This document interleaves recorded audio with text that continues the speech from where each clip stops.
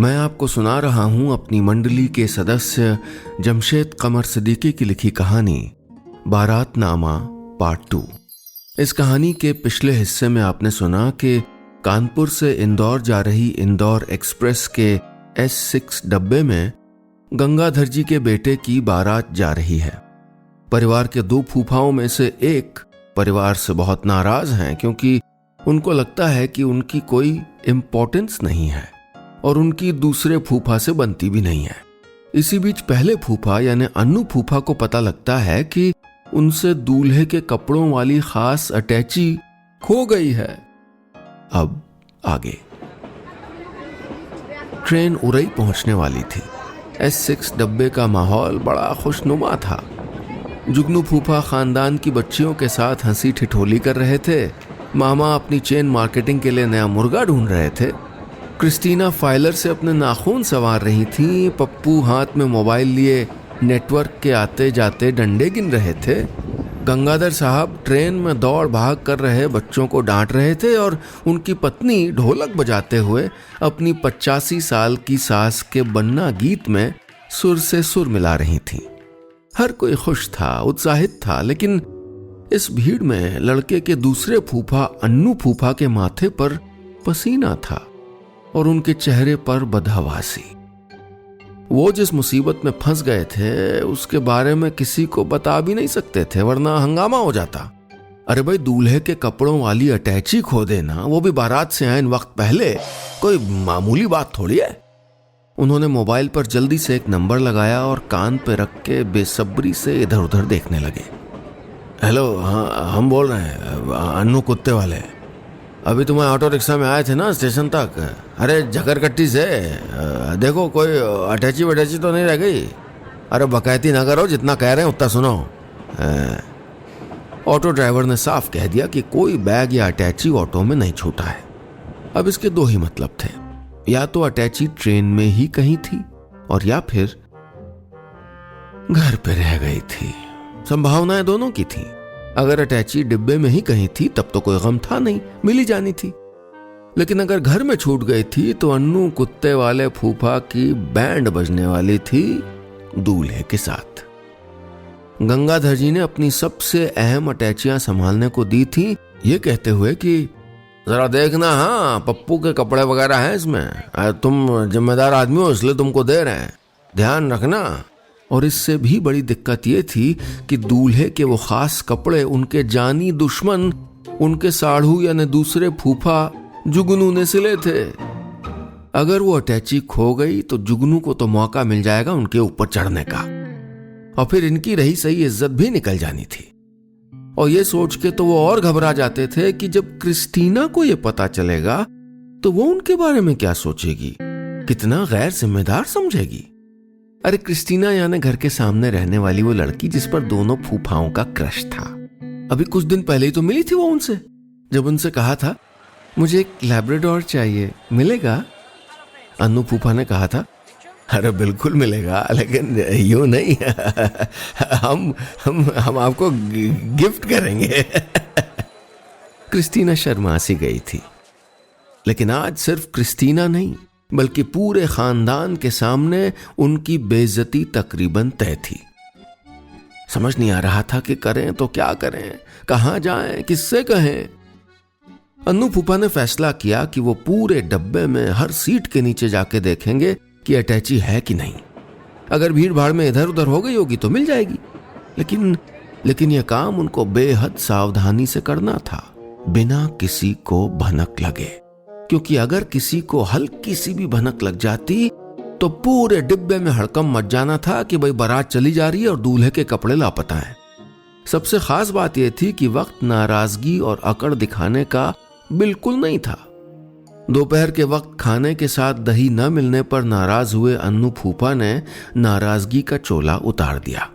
एक एक करके सबकी सीट पे जाके बैठने लगे और बहाने से पैर सीट के नीचे डालकर अटैची टटोलने लगे। और भाई मामा जी क्या हाल है, कैसी चल रही है चेन मार्केटिंग आपकी? अरे कुछ समझाइए हमें भी, है कैसे होता है? लोअर सीट पे बैठे मामा से जब अन्नू फूफा ने कहा तो वो खुशी से उछल पड़े, जैसे कुआं खुद प्यासे के पास आ गया हो। लेकिन फिर हैरानी से बोले, अभी आधे घंटे पहले तो तुम कुछ और कह रहे थे। अन्नू उनके कंधे पर हाथ मारते हुए बोले, अरे आधे घंटे में तो सरकारें बदल जाती हैं, ये तो हमारा मूड है। बताइए, आप बताइए ना। अरे बिल्कुल बिल्कुल। मामा ने फटाक से पेन जेब से निकाला और नोट पैड पर एक बिंदी रख दी। बोले, देखिए ये आप हैं? अब आपके कुत्ते वाली बिजनेस की एवरेज इनकम के हिसाब से 3 साल का इनकम ग्राफ ये है? लेकिन जिस तरह से महंगाई बढ़ रही है, इसको भी बढ़ाना है? तो उसके लिए हमारे पास है एक बिजनेस मॉडल। देखिए, आपको सिर्फ 2 मेंबर बनाने हैं, फिर वो 2 आगे बनाएंगे। मामा जी कागज पर गोले और ग्राफ बनाए जा रहे थे, लेकिन अन्नू फूफा का पूरा ध्यान सीट के नीचे था। चप्पल सीधी करने के बहाने झुके और एक नजर में आमने सामने की दोनों सीटों पे नजरें दौड़ा ली। अटैची नहीं थी। मामा अभी भी चालू थे। तो दोनों तरफ से जो चेन बन गई है ना, अब एक एक मेंबर भी ये लोग रोज बनाएंगे तो समझ लीजिए कि आपकी तो घर बैठे कमाई हो गई है। हमारी कंपनी के एक लड़के ने तो 2 महीने में कार। अच्छा ठीक है मामा जी, मैं बाद में समझूंगा। उनकी बात काटते हुए अन्नू फूफा उठे और अगली सीट की तरफ बढ़ गए। मामा ने बड़बड़ाते हुए नोटपैड बंद किया और फिर घूरते हुए कलम वापस जेब में लगा लिया। अगली सीट पे बन्ने गाए जा रहे थे। गंगाधर साहब की बूढ़ी अम्मा अपने पोते के लिए गा गा कर थक गई थी, तो वो किनारे बैठी तालियां बजा रही थीं। खानदान की कुछ दूसरी औरतें ढोलक पर थाप दे रही थीं। हेलो भाई, अंताक्षरी के चैंपियन आ गए। कहाँ थे आप तब से? भाभी ने कहा तो अन्नू फूफा ने झूठी हंसी हंस दी। सबकी जिद करने पे अन्नू फूफा ने अधूरे मन से गुनगुनाना शुरू कर दिया। 2 हंसों की गाड़ी तैयार खड़ी रे, आज मेरी बन्नी ससुराल चली रे। मंडप के नीचे बाबा खड़े रोए, मंडप के नीचे बाबा खड़े रोए। और दादी रानी से मुखड़ा मोड़ चली रे, आज मेरी बन्नी ससुराल चली रे। पीछे से अम्मा की झल्लाती हुई आवाज आई, अरे तुम पागल हो गए क्या? एकदम बौखल हो हैं? लड़के की बारात में जा रहे हो और गा रहे हो बन्नी ससुराल चली रे। अन्नू यूं ही झल्लाए थे। अरे तो कौन सा फाइन पड़ जाएगा गलत गा दिया तो, हैं? अब जो आता है गा रहे हैं। कम से कम औरों की तरह तो नहीं है ना कि खाली बस खाए पिए और सो जाए हैं। उन्होंने कुछ सीट छोड़कर लोअर सीट पर बैठे अपने दुश्मन और साढ़ू जुगनू पर फिक्रा कसा। सभी लोगों ने अम्मा को समझा लिया कि वो कोई बात नहीं, बस ऐसे ही गा रहे हैं मजे के लिए। तो गाओ, है नहीं तो हमें क्या? हम तो भाई जो सही है वो कहेंगे, हमको क्या? गाओ। फिर बुदबुदाई, आता न जाता चुनाव चिन्ह छाता। अम्मा नाराज हो रही थी, लेकिन अन्नू फूफा पैर सीट के नीचे डाल के अटैचियां टटोल रहे थे। फिर किसी बहाने से झुके और आमने सामने की दोनों सीटों पर फुर्ती से नजर मार ली। अटैची वहां भी नहीं थी। गाना फिर शुरू हो गया था, लेकिन अब वहां वक्त खराब करने का कोई मतलब नहीं था। उन्हें अगली सीट चेक करनी थी। उठ के जाने लगे कि तभी अम्मा ने कहा, ऐ अन्नू, हमारा गुलाबी झोला निकाल दो, पापड़ है काली मिर्च वाला, आए दोनों जना आराम से कुटर कुटर खाएंगे। अन्नू फूफा का दिमाग वैसे ही बनाया हुआ था। बहाने से बोले, अरे अम्मा तुम्हारा बैग बहुत नीचे दबा है, अभी निकाल देंगे। अरे गाना चल रहा है, उधर ध्यान दो, कहाँ काली मिर्च और पापड़ कर रही हो हैं? नहीं तो। कह के अन्नू जाने ही वाले थे कि अचानक ढोलक पर बज रही थाप रुक गई। सन्नाटा सा हो गया और इस सन्नाटे में एक आवाज गूंजी, अरे वो दूल्हे वाली अटैची कहाँ है? आवाज गंगाधर साहब की धर्मपत्नी की थी। अन्नू फूफा को तो जैसे सांप सूंघ गया। एकदम हाथ पैर कांपने लगे। मन किया कि बस चलती हुई ट्रेन से कूद जाए। वो बोली, अरे उसमें किताब रखी थी हमने बन्ना गीत वाली, देखो जरा। अरे अन्नू निकाल दो अगर मिल जाए तो। जी जी देखते हैं अभी। कहते हुए वो वहां से निकल तो गए, लेकिन मुसीबत सिर्फ थोड़ी देर के लिए टली थी।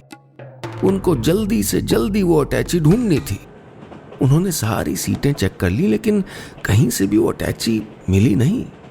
सिर्फ एक सीट थी जिसके नीचे चेक करना बाकी था, और वो थी उनके दुश्मन जुगनू साढ़ू की सीट। अन्नू सीना तान के वहां पहुंचे तो देखा जुगनू लेटे नहीं थे, बल्कि अपनी सीट पे बैठे खानदान की लड़कियों और औरतों को अपनी समझदारी के किस्से सुना रहे थे। तो भैया पुलिस वाला चौराहे पर रोक ली, बाइक की चाबी निकाली तो कहीं जाओ हमारे पीछे। हम भी ठहरे पक्के खनपुरिया, जेब से दूसरी चाबी निकाली, बाइक स्टार्ट की और कहा अब तुम आओ हमारे पीछे। सब तरफ ठहाके गूंजने लगे, लेकिन वहीं किनारे खड़े अन्नू फूफा की नजर बर्थ के नीचे थी। क्या चाहिए फूफा जी? चाचा की लड़की श्वेता ने पूछा तो अन्नू फूफा हड़बड़ा गए। कुछ नहीं, बस ऐसे ही। ट्रेन कहाँ पहुंची? ललितपुर तो आने वाला होगा। हाँ, उन्होंने बात बदली। जुगनू ने चुटकी ली, तो ललितपुर उतरना है क्या? एक बार फिर आसपास बैठे सारे लोग हंसने लगे। फूफा जी का मन किया कि साढ़ू से कह दें कि अभी हपक का कंटाप पड़ेगा ना तो सारी रंगबाजी निकल आएगी, लेकिन खामोश रह गए। दरअसल सबके हंसने से अन्नू फूफा को इतना बुरा नहीं लगा जितना यह देख के लगा कि हंसने वालों में क्रिस्टीना भी थी। खैर ये तय हो गया कि अटैची ट्रेन में नहीं है। अब अन्नू फूफा की परेशानी बढ़ने वाली थी। मामला उनके अकेले से तो संभलने वाला था नहीं, लिहाजा उनको एक ऐसा आदमी चाहिए था जिसको वो सब कुछ सच सच बता सके और वो उनकी मदद करे। उन्होंने नजर दौड़ाई तो उनको एक ही आदमी दिखाई दिया, मामा जी। हाँ, मामा जी से कहा जा सकता है, वो मदद करेंगे।